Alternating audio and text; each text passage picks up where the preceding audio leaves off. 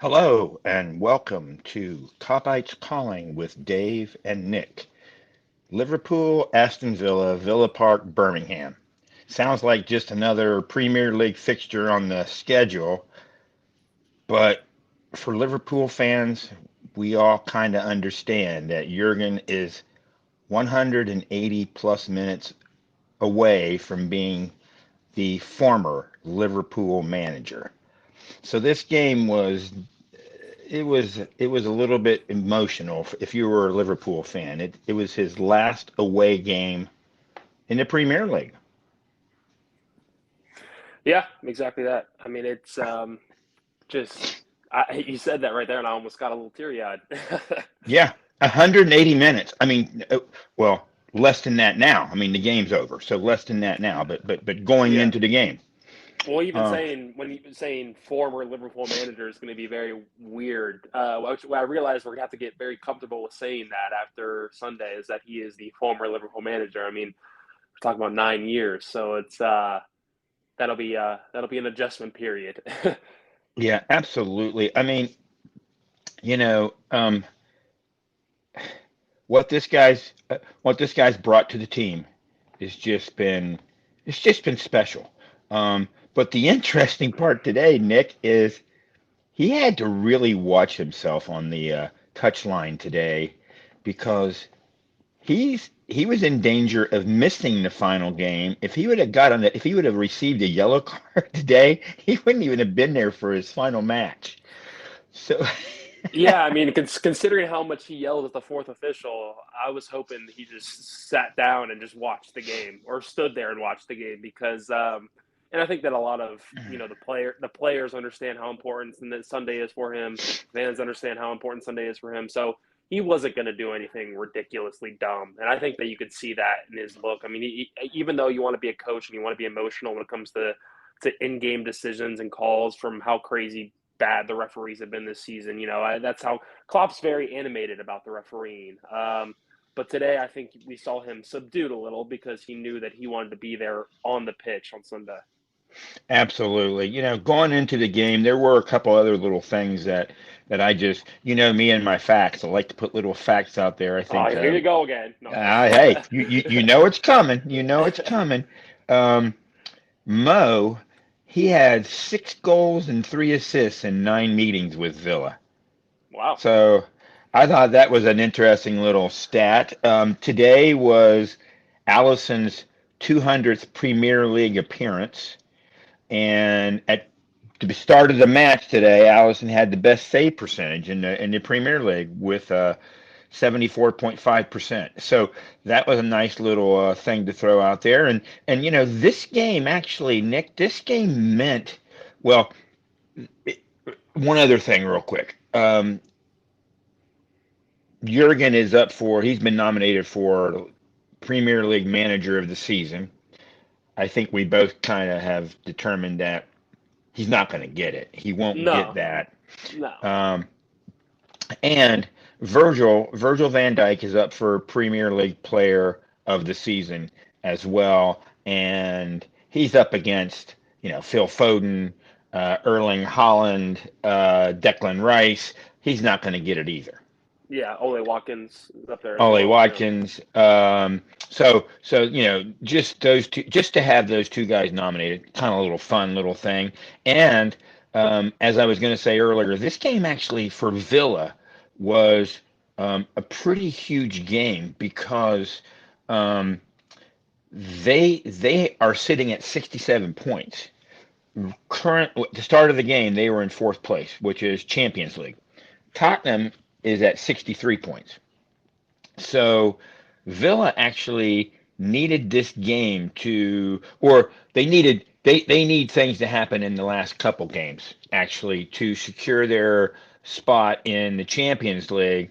And if they get in the Champions League, it'll be their highest finish since the 95-96 season.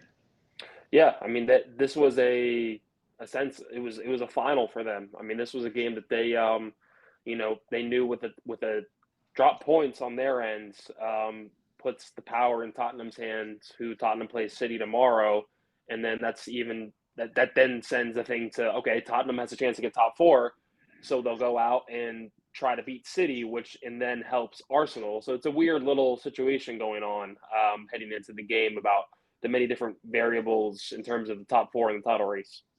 Absolutely. And what I didn't really realize is Villa is one of the most successful and oldest clubs in the Premier League. I Yeah, just didn't yeah. I didn't realize that, and that's kind of an interesting subplot in this whole thing.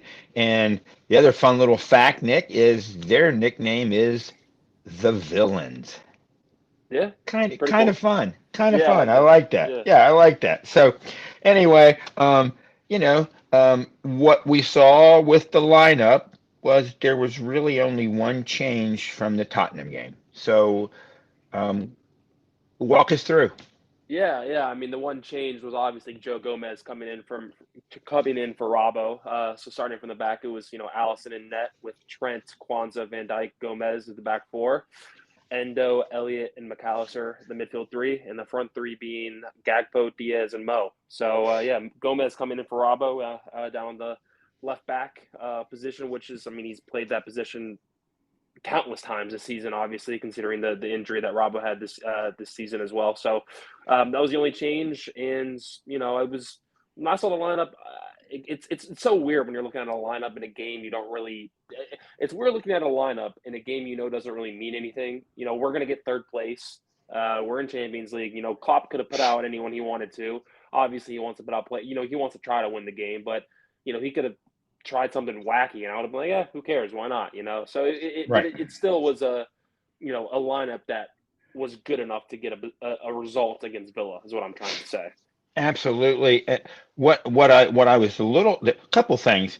Um, I wasn't sure what happened to Robbo. I kind of looked it up, and they said he just missed training in the build-up. So I don't know. They didn't have him listed necessarily as an injury, Yeah, um, but they just said he missed training in the build-up. So I don't know really what. You know how Liverpool doesn't really kind of always kind yeah, of they're not share. not the best when it comes to sharing news about. Which, I mean, I understand to an extent. Obviously, if it's something personal, maybe Robbo wouldn't really want that out there in the media yet, unless he wants to say it. Hopefully, whatever it is, he's okay. If it's family related, hopefully, we can only hope for the best as a fan, right? Hopefully, he's not hurt either. I mean, but actually, I don't think Scotland didn't qualify for the Euro, so it wouldn't really affect them in the summer. I don't think they did.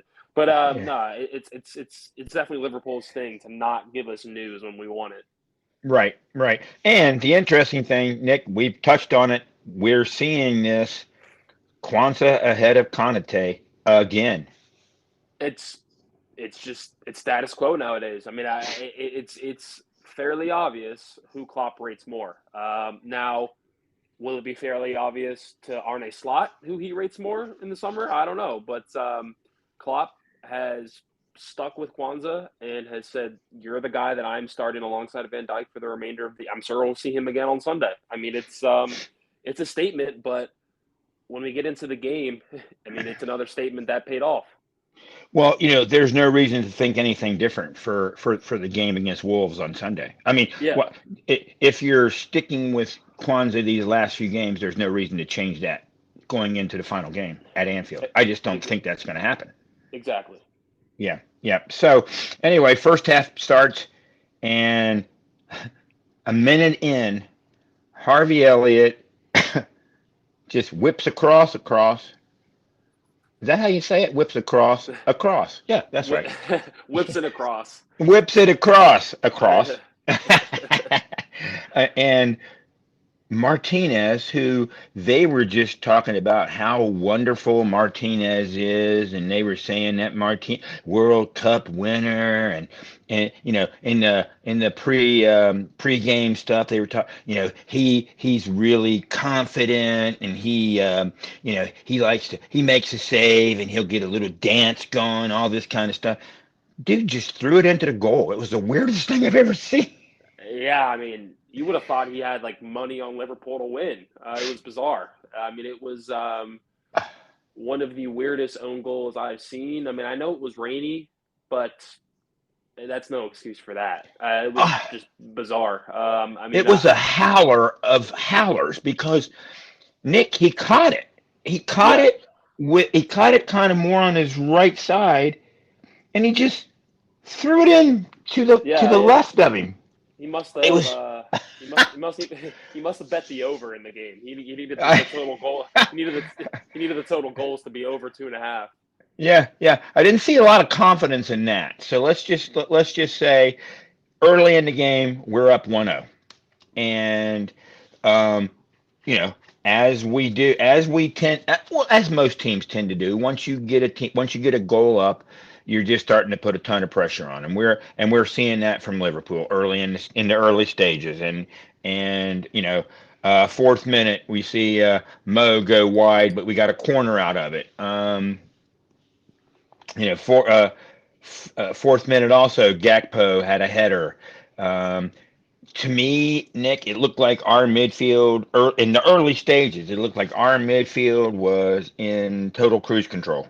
Yeah, absolutely. I mean, it was to your point. I mean, after anyone scores a goal, you're going to obviously have your foot on the gas, try to get the second one. So it was just considering how weird the goal came about. It was you know still one of the situations where Liverpool, I think that they wanted to put the game to bed as soon as they could after that because they were given a gift. Right, right. And interesting sidebar on this as well is, prior to, the Villa fans, rightly so, they were in fine voice and they were just going for it. After that goal, all you heard was Liverpool fans again. Yeah, That's all you obviously. heard. That's Yeah. all you heard. The Villa fans were kind of done. And the Liverpool fans were, we're so glad Jurgen is a red. And you just kept hearing that over and over and over again. And it was really kind of nice to hear that. Um, it looked like to me that diagonal crossfield passes were really springing people, at least Yeah. early for us. Um, and again, I just have to mention in the 11th minute, the Liverpool fans were just amazing. They were just so loud. It was so nice to hear it. Yeah, it was Um, always refreshing. yeah, yeah. And I- but but to Aston Villa's credit, I really kind of thought that both teams were really kind of playing well. I mean, they kind of found their footing, and in the 11th minute, Diaz was offside from Mo, just a little early. Gakpo hit the post. It was rightly called an offside. And then in the 12th minute, Tielemans for Aston Villa, just it was just a hell of a hit off a cutback. Yeah, I mean, it was to your point. I mean, the game was very open ended game. Very entertaining watch. I mean, end to end stuff. But the defending on this goal was pretty shambolic. I mean, Tielemans was just standing at the edge of the box waiting for this pass. I mean, there must have been what 4 or 5 guys around Ole Watkins who played the ball back, and not one of them decided to put a tackle in. It was way too easy for the way Watkins just got to the end line on Trent, on Trent, excuse me, and then around a couple other guys was just I don't know. It just tells the tale of Liverpool's defense all season long. Just not good enough. I mean, a good finish, obviously, to your point. I mean, he hit it first time, very good finish, but way too easy. It was almost like it looked like how you train people to drive to the end line and cut it back Yeah, practice. You know what I mean? exactly. But this is Eh, a game. this is the game. Yeah, So so a 1-0 gift that Liverpool had is now 1-1, and we're in this situation again that we find ourselves in all the time. You know what I mean? yep. But what I do want to mention, Jarrell Kwanzaa, man. I mean Player. that He's a player. that kid's he might be the find of the season. Really, I think he is for me. Coming out of who is this guy to he's got to play in front of Konate. I mean, he made a stop in the 20th minute. He just was calm. He had phenomenal tracking of the player and just calmly just took the ball. And I was like, going, good gosh, that's a nice play. Yeah, he's just a player. I mean, he's a guy that because of the injuries this season, he's been called upon, and now he's solidified himself in this team for years and years to come. I mean, I Well, don't he's see why. I don't see why he wouldn't be in Slot's plans. I mean, if Slot doesn't put him in his plans, he's crazy, and I'll be like, right, okay, this guy maybe isn't really what we thought he was. But right. no, this Kwanzaa is the real deal. He is just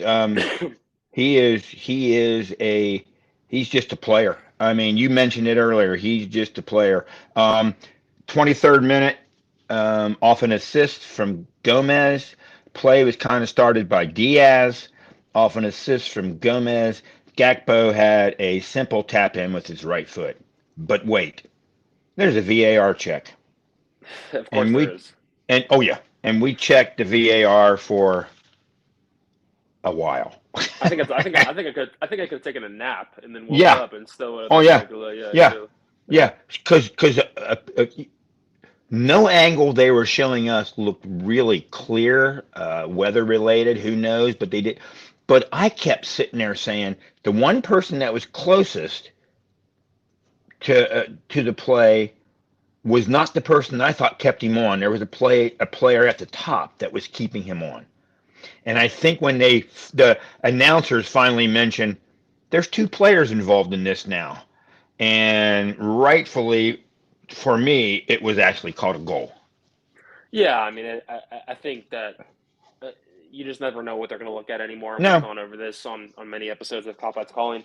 I think it's funny how a couple of the announcers were saying how that was a Gomez pass. No, that was a shot by Gomez, in my opinion. I mean, I don't think he intentionally tried to cut that ball across to Gagpo. But Gagpo was there, right place, right time. I thought the goal rightfully stood because it should have stood. He was on time. yeah, And Gagpo's confidence that we saw against Tottenham carries into this week again. So I mean, it's the stock for Gagpo from where it was to where it is now going into the summer. He's got to continue to build off this. it's his 16th goal in all comps this year, and for me, just as you were talking right there, I think for somebody to get hot at the right time with a new manager coming in, he's certainly doing it. Exactly. Exactly. You're not going to remember some of the games he had mid-season. You're going to remember, wow, the last few games, this guy was on it. 100%. Um, so, you know, I actually thought that Gomez was really stepping up on the left side, and he had good movement. Um, I really thought Gomez was playing a pretty good game. And as we have said many times on Kopites Calling, Luis Diaz is just that guy just is a one of the hardest workers out there. He is just Yeah. constantly working, working, working. But then it's almost like Kwanzaa, as calm as he is, Virgil's just as calm because he was in the 29th minute. He just had a really calm clearance and he was totally in control of it. Yeah. I mean, how many times can we say that about Virgil?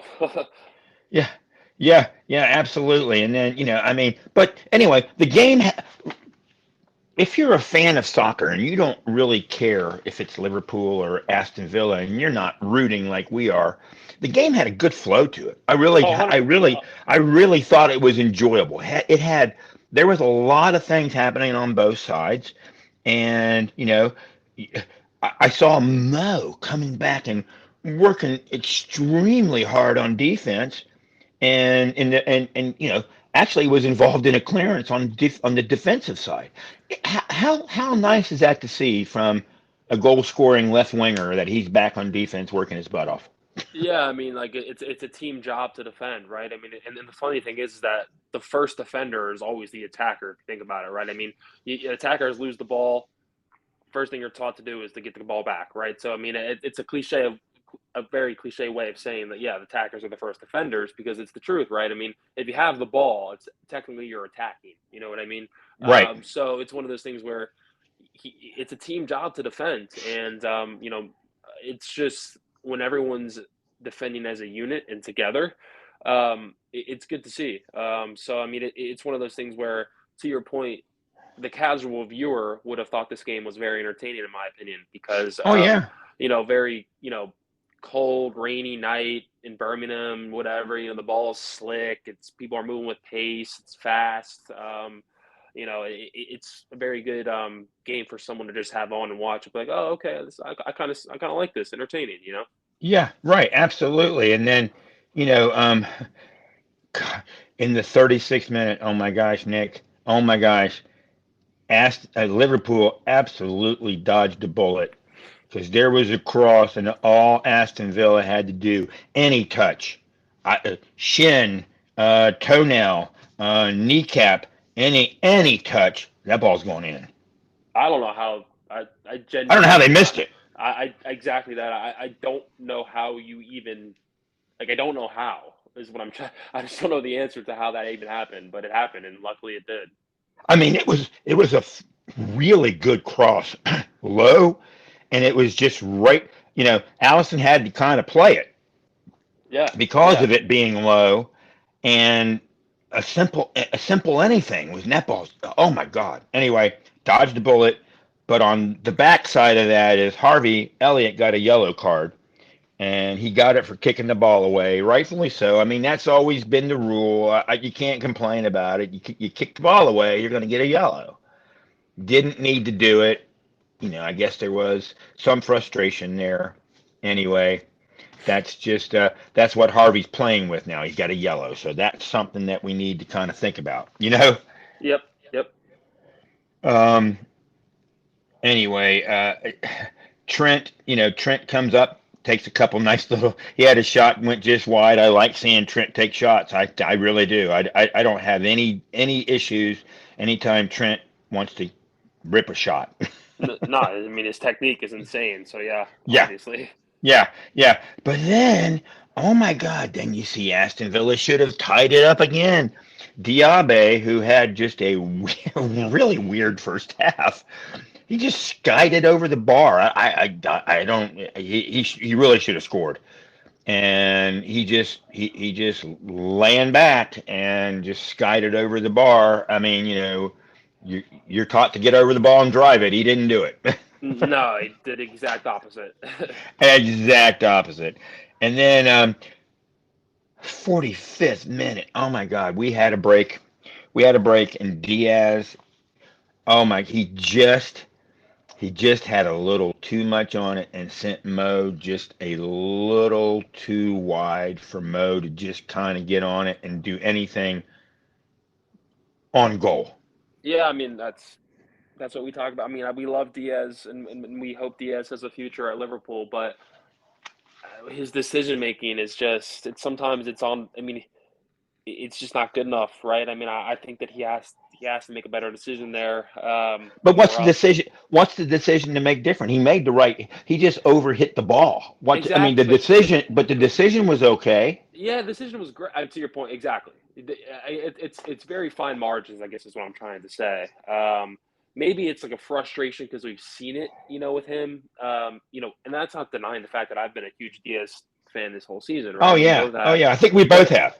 yeah, but it's these little things that add up, right? I mean, and maybe it's just the fact that like we're in a game that, right, it technically doesn't mean anything for us. You know what I mean? It means a lot for Villa. It Right. doesn't mean anything for us. So you see a chance like that happen again, and you're like, man, like it's happened. It's just I don't even know what I'm trying to say anymore. But it's just little fine things like that, where it's like fine tuning that. I mean, that's just at the end of the day, right? That's just a soccer mistake. It happens all the time.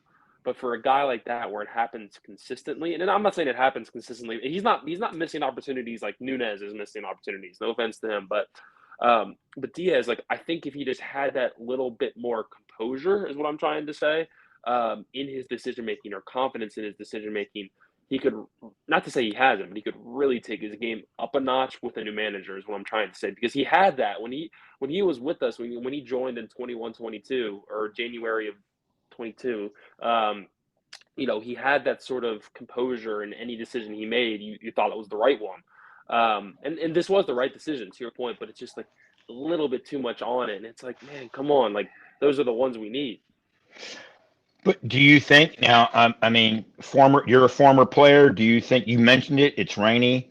It's slick. Do you think the speed with which he was braking and the slick surface and the wet ball played into that a little bit? I mean, do you think he overhit it? Do you Again, think he overhit it because of he was trying to compensate for the wetness and the speed? I don't know. yeah, I'm just throwing it out there. no, absolutely. I mean, again, it's at the end of the day, like it doesn't really matter, right? We're talking about it. It creates the conversation. I'm still a Diaz fan. I'm not going to say I'm not. I mean, who knows? I mean, this is the thing, right? When we get to the end of the season, I mean, who knows? What's going to happen this summer, right? I mean, do we go for another winger? Do we go for another forward? Do we go for what I mean? So I think all of these guys are obviously, like we talked about with Gakpo, playing for their stock at the moment. Yeah. So Yeah. maybe that's weighing on him as well. But yeah, to your point, I mean, the many different weather variables can play a factor in the speed and pace of the ball. I mean, sometimes Hmm. sometimes a wet surface can cause the ball to move a little faster. Sometimes it can cause Right. it to move a little slower, depending on Right. depending on how waterlogged the pitch is. You know what I Right. mean? So it's Right. So. fine margins. But again, Right. I can't knock him on it. But it's just Right. frustrating, right? Where it's like we could have had the cushion of the 2-goal lead. Absolutely, going into half, Yeah, and I get yeah, that. And it was yeah, as a casual fan watching, and you're a Liverpool fan, you're like, "Oh my goodness, come on!" yeah.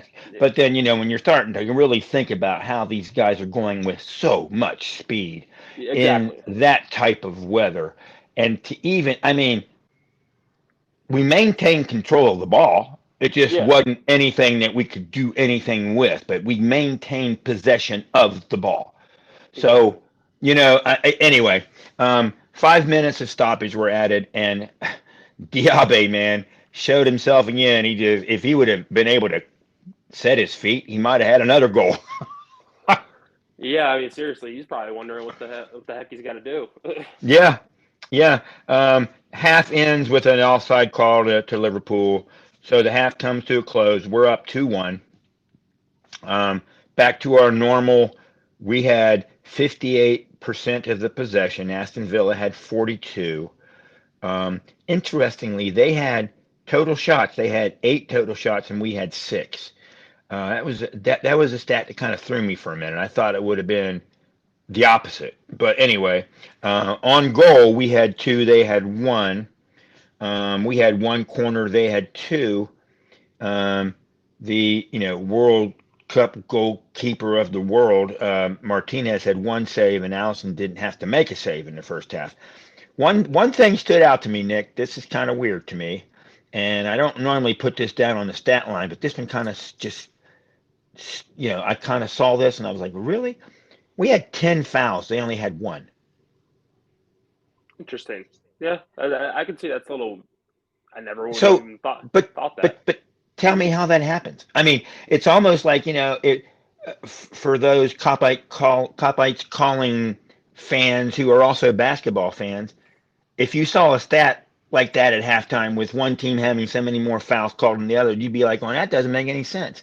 I didn't think that made any sense. I did see a lot of Aston Villa players rolling around on the ground. Now, I did see that dude McGinn just lower his shoulder and run Gakpo over and didn't get a call. So I Yeah, don't know no, how it's that guy's interesting. a dirty player. I don't know how you don't. I don't know how you see a game that way. Yeah, it's interesting. It's very interesting. I honestly, watching the game, I never even really took note of that until you just said it. So it's very Yeah, interesting. I did. I was actually. I was, with my little notepad, I'm sitting there going, well, it seems weird. You see a lot of, every time Liverpool would get almost like get the ball kind of, there had a player falling down and it was a foul. Right. Interesting. And anyway, so that was just, that kind of just stood out to me. And, like I said, being a basketball fan, you would then, that would be a weird thing that you would see. So who's your player of the first half? Kwanzaa for me. I mean, I like we said, there's not much more I can really say about the kid because he is still kind of a kid.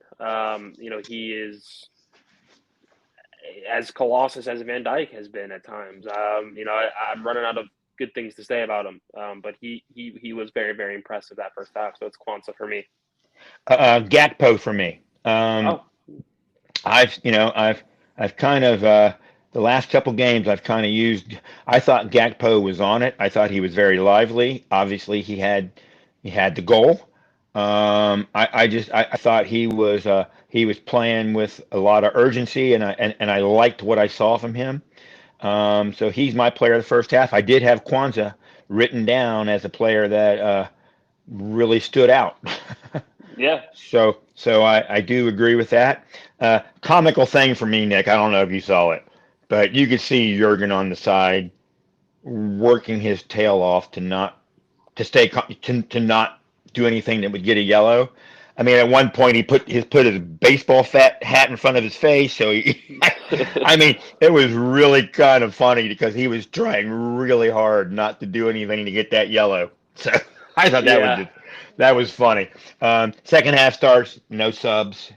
48th minute, your guy, my guy, the guy that's been the find of the year, Kwanzaa scores a goal, and it was a really nice goal. I mean, if you watch that goal over and over again, it gets better and better every time you watch it.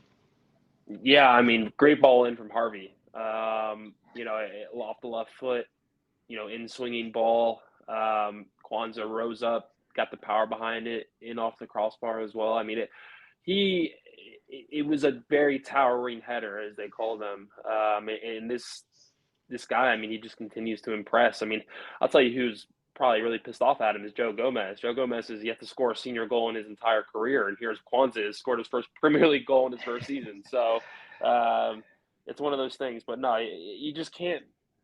Again, we talk about Kwanzaa, and we're going to continue to talk about him. The guy is just he's solidified himself. I don't know. I mean, in the summer, obviously, we talked about we'll probably have to get a center back to replace Matip. At least I think we should.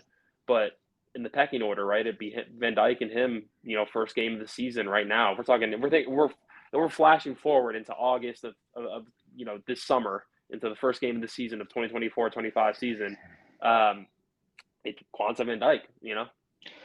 And it's so funny because we for a long time were going Konate and Van.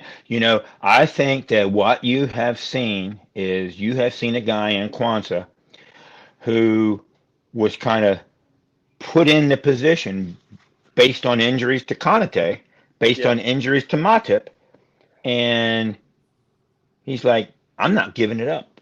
And Exactly. his play has basically just solidified the fact that I'm not giving it up. You got you got to win it back. It's not just yours. I'm not just a placeholder here.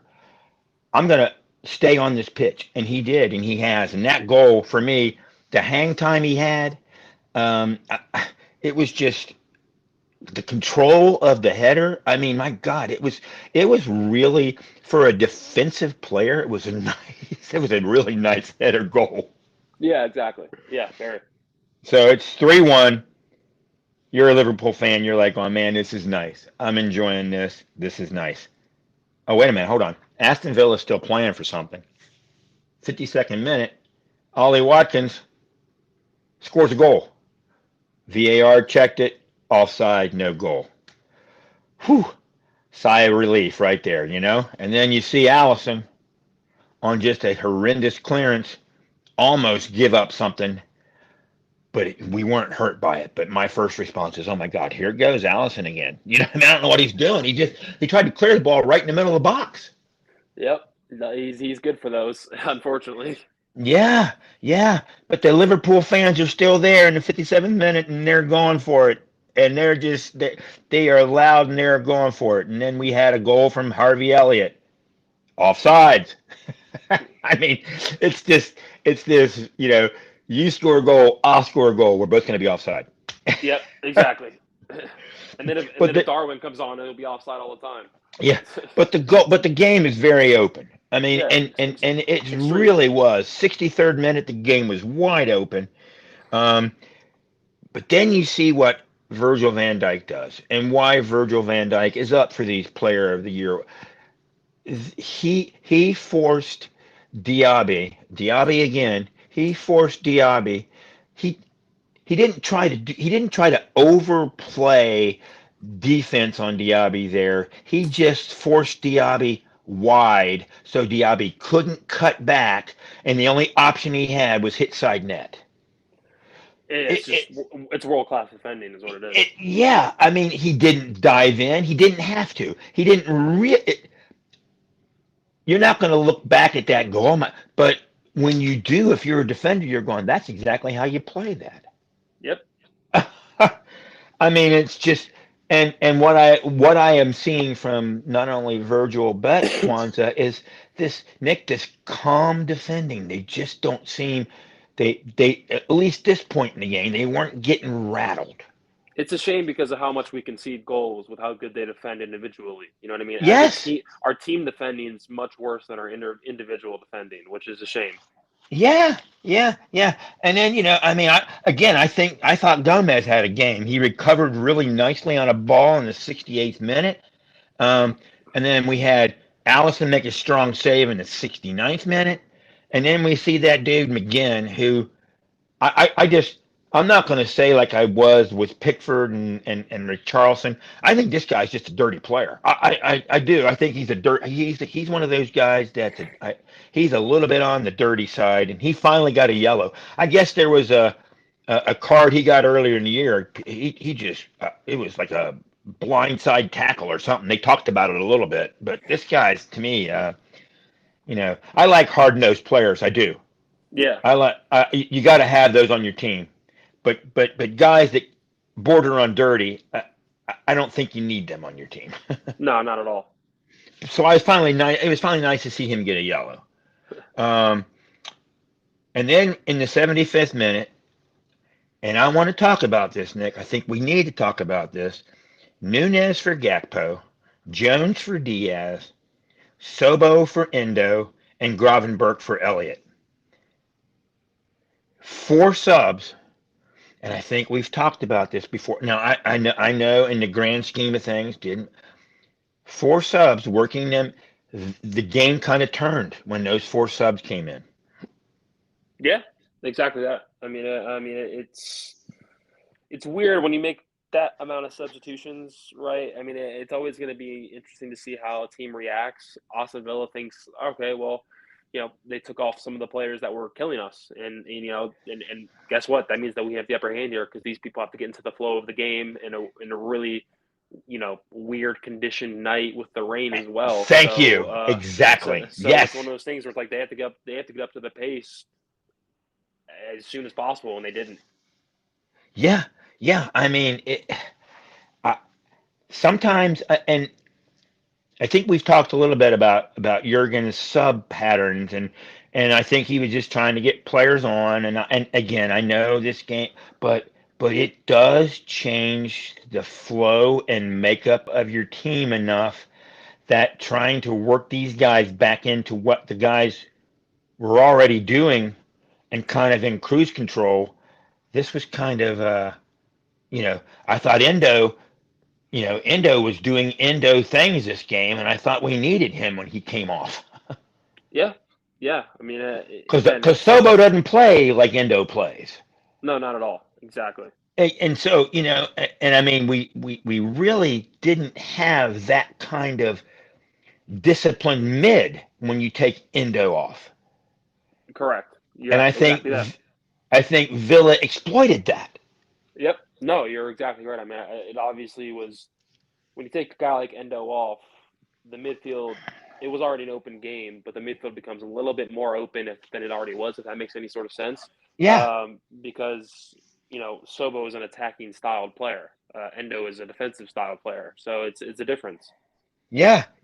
But it seemed to work for a little while because we were just kind of seeing the game out. We were playing a nice little game of keep away. They had a player get injured. He was a sub, so they subbed twice for this guy, which was kind of but it was a long period of time. So you're always in the back of your head. You're going, okay, there's going to be stoppage time is going to be fairly significant because we have had some VARs and some weird things happen. And so this is one. Trent had just a hell of a hit in the 82nd minute that just required Martinez to make a nice save, but he hit it with his off foot, not his preferred foot. Yeah. I mean, he's just, again, his technique, Doesn't matter which foot. If you hit the ball cleanly, it doesn't matter. But at 3-1, if you're a Liverpool fan, you're kind of still on. You're not comfortable. You're still on the edge of your seat, and you're still sitting there thinking, "Wow, okay, a couple of those things should have been goals. We'd be comfortably in this thing and riding this thing out." But 85th minute, McAllister, who I thought had a good game until here, lost the ball, just really poorly lost the ball, and Duran just ripped a shot, and it's 3-2, and Aston Villa is right back in the game because there's going to be a lot of time added. Yeah, I mean it's a good finish from Duran. I mean he is he actually had a career in the MLS before he signed for Aston Villa, which is crazy to me because he seems like he's kind of has I don't know why he doesn't get many minutes for Villa. He's actually been linked to AC Milan in the summer already, considering Milan just lost Giroud. But I think he's a pretty good player, this Joe Duran.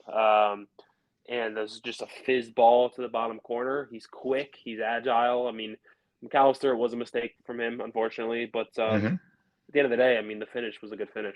And what it really was. Yeah. Darwin scores, 86th minute, offside. I'd like to reserve some time to talk about Darwin, and I think we should a little bit. But they VAR checked it. He really wasn't off by much. I'm starting to really feel for the guy, and we'll get into that a little bit. But back to the game, 88th minute, there's Duran again. I kind of think it went off his hip. It was it was one of the weirdest plays. Talk to me, because was Allison, what happened? It was I mean, I think the ball that it was Diaby, right? The ball that Diaby played him was not what he anticipated to play, if that makes sense. It wasn't the pass he wanted to make in terms of the weight. He played it in the air as opposed to on the ground. It was an awkward ball, but it worked out because Duran was making that diagonal run, so kind of hit off his knee in a sense, and Allison was committing to one side already, and a crazy goal. But I mean, yeah, all goals count, and Duran claims it, and he should claim it, obviously. Sure. Oh yeah. So it's 3-3, and went from a comfortable 3-1 to 3-3, and you had two from Duran or Duran. Thank you very much. So we get to the night. They're adding 9 minutes, and if you're a Liverpool fan, if you're an Aston Villa fan, man, you're just in this massive surge right now because you've recovered 2 goals in the dying minutes of a game, and you're just surging. If you're a Liverpool fan, you're going, "Oh my God, we could potentially lose this," and we kind of lost our way. We were kind of starting to just really fall apart a little bit. We needed Allison save in the 92nd minute on Diaby. We did have a shot from Jones. Anyway, thankfully there weren't any more than 9 minutes because we were literally in a hanging on mode at that point. Yeah, exactly. I mean, and it's at the end of the day, right? I mean, I hate to say it because it's like the loser's way of looking at it. It wouldn't have mattered. The game didn't matter, right? I mean, it mattered a lot more for Aston Villa. And to be honest, we'll get to the end of the game here, but I honestly kind of want Villa. I mean, it'd be kind of cool to see Villa back in the Champions League. So, I mean, like, hey, if we were going to hand them a lending hand, that's a pretty crazy way to look at it. But, I always want Liverpool to win. And, of course, I want to win for Klopp. But it was one of those things where I agree that we were on the fence. And had there been 10 minutes, who knows what would happen. I mean, if this was a boxing match, we're up against the ropes right now, and we're just taking haymaker. I mean, we're getting kind of pummeled right there. And I'm like, if there was a couple more minutes, I don't know if we would have been able to get out of this game. And I know you keep saying it doesn't really matter, but it does. It matters. We're in third, but it does matter because finishing with 84 points. That sounds good. We're not going to get there now, but that sounds good to me. I don't. I want to win. Yeah, no, the players want to win. I mean, everyone wants to win. I guess Yeah, I'm not saying it doesn't matter, but in a sense, I'm trying to think of ways in my brain to make it seem like, you know what I mean? Like I've right. I get we've what dealt you're saying. we've dealt with so much this season that it's like I'm trying not to, you know, Get overly I emotional about this game. yeah, exactly. The emotional Yeah. game's on Sunday. The emotional The game's on emotional Sunday. game is coming, and Yeah, we know that. yeah. The game kind of comes to its conclusion, and it's 3-3. Final stats: we had Liverpool had 59% of the possession, and Aston Villa had 41. They had 19 shots. We had 14. We had 7 shots on goal. They had 5. They won the corner battle. They had 5 corners. We had 4. The Aston Villa keeper, he had 5 saves, and Allison had 2. What ends up happening at the end of this thing is Liverpool's sitting at 79 points.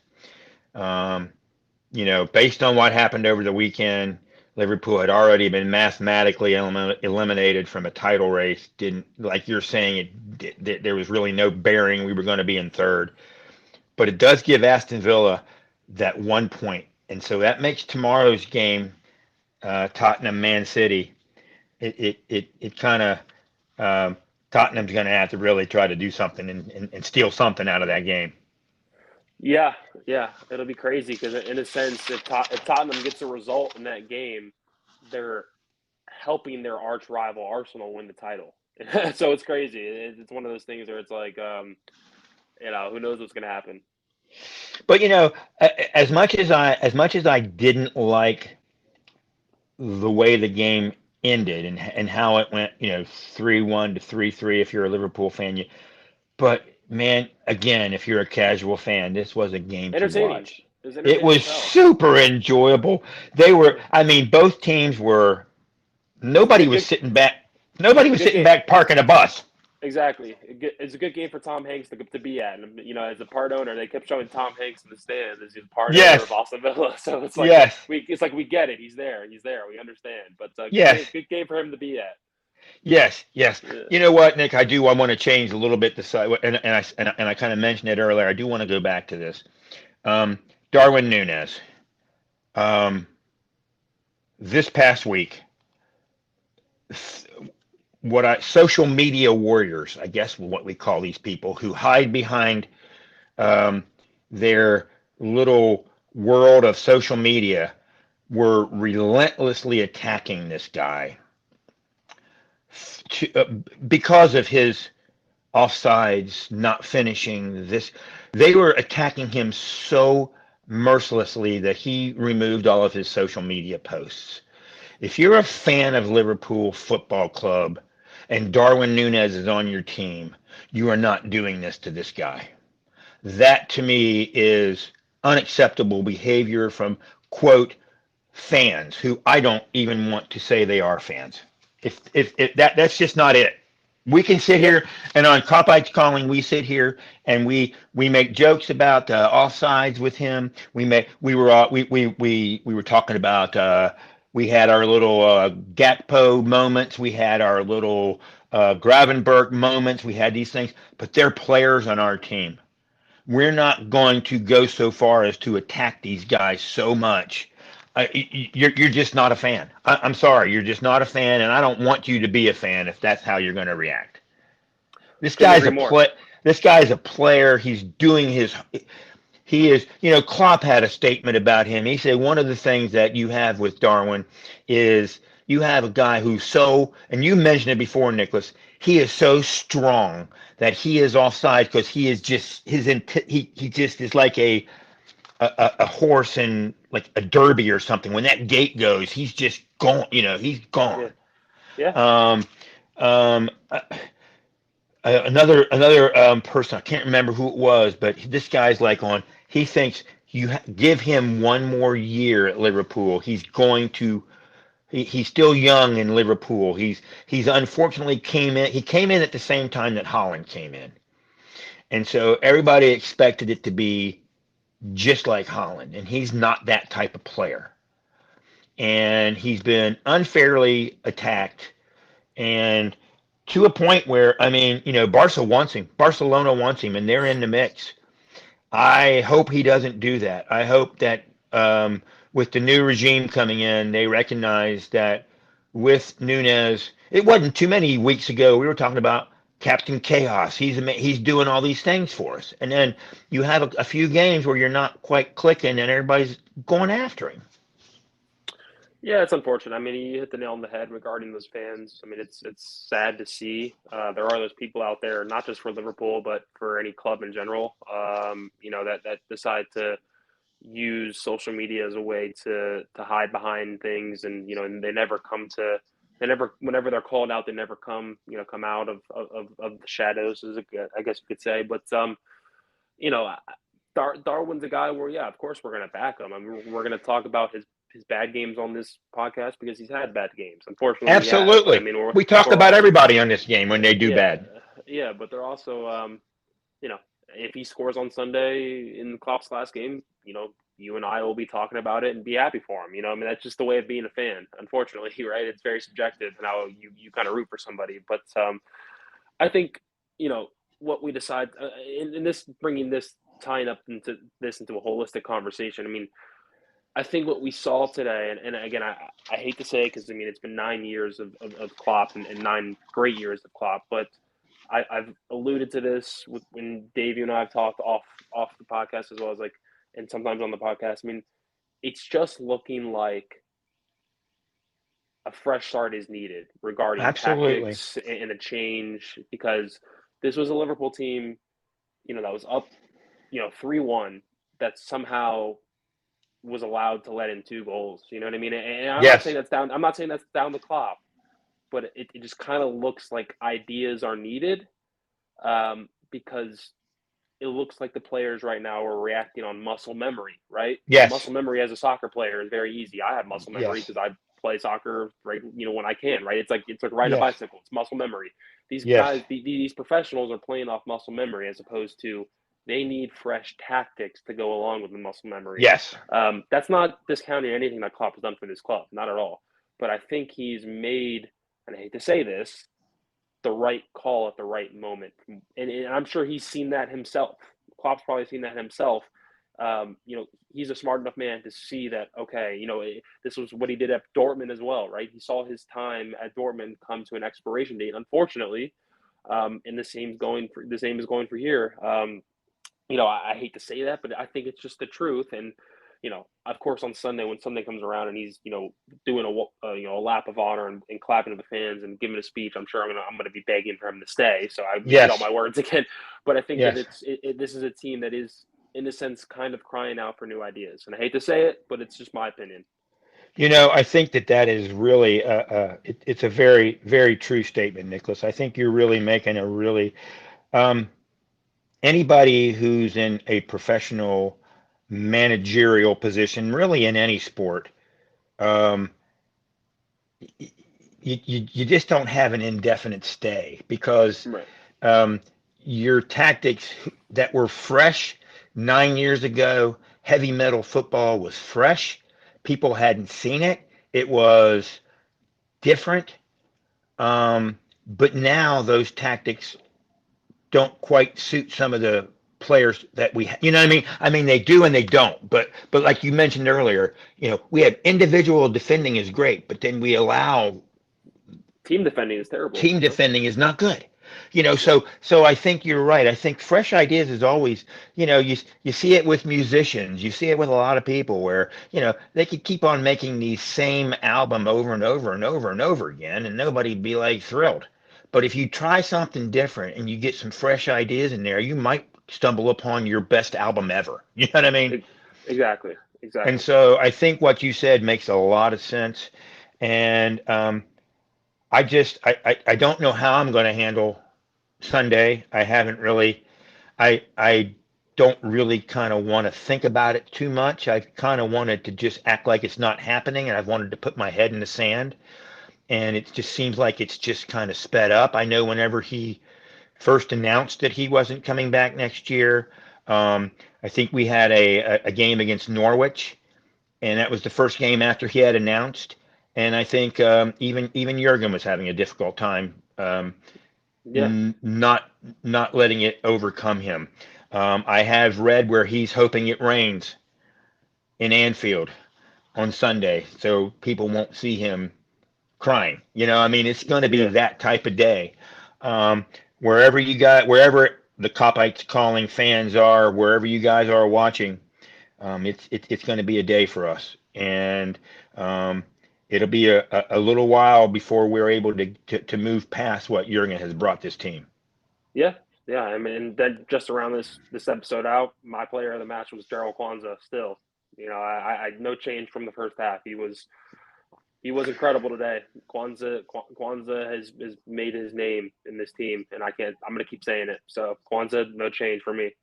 Well, interestingly enough, I kind of thought that Gakpo kind of, as good as his first half was, his second half wasn't quite that good. So I saw the same thing you saw, and I'm going to go with Kwanzaa. I had him as my second in the first half. I'm going to have him as my first.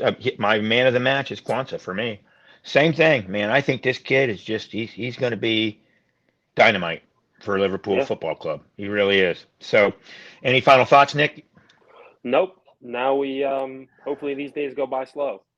Absolutely, absolutely.